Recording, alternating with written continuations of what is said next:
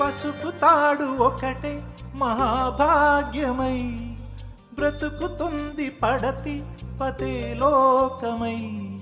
మగని మంచి కోసం పడే ఆర్తిలో సతిని మించగలరా మరే ఆప్తులు.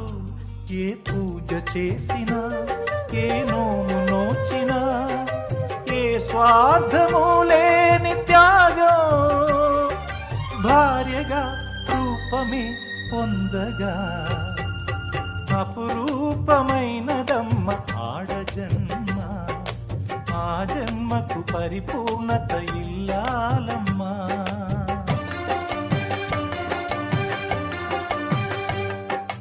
అపురూపమైనదమ్మ ఆడజన్మ, ఆ జన్మకు పరిపూర్ణత